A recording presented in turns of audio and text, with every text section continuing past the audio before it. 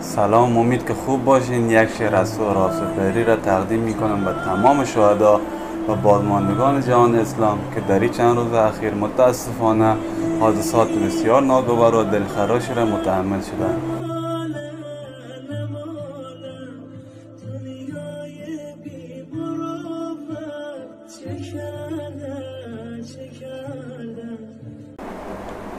آدمک آخر دنیاست بخند، آدمک مرگ همین جاست بخند.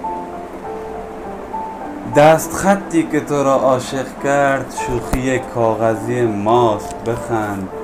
آدمک خر نشوی گریه کنی، کل دنیا چو سراب است بخند. آن صدایی که تو را وسوسه کرد صدای ساز و دهل ماست بخند.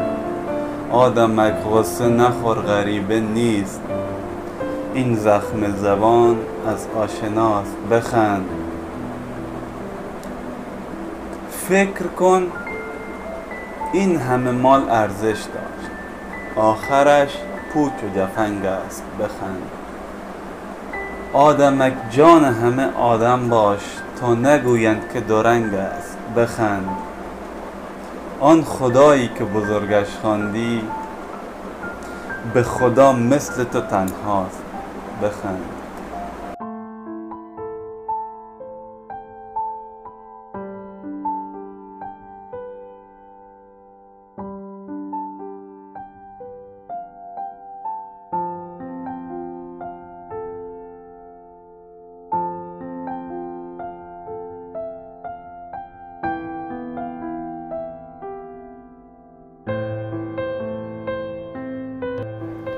روایت عطار از سیمرغ خیلی زیباتر از روایت فردوسیه.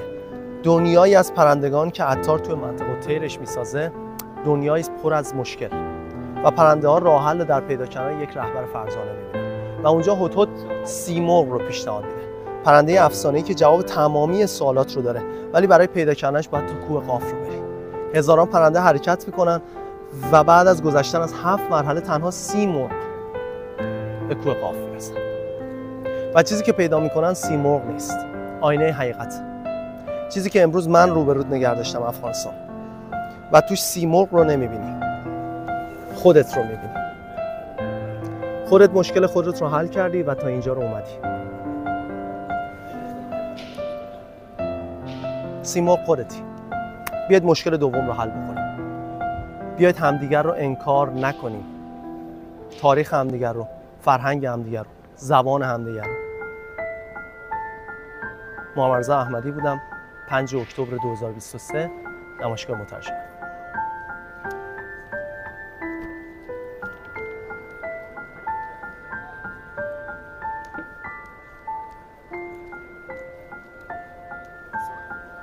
Okay.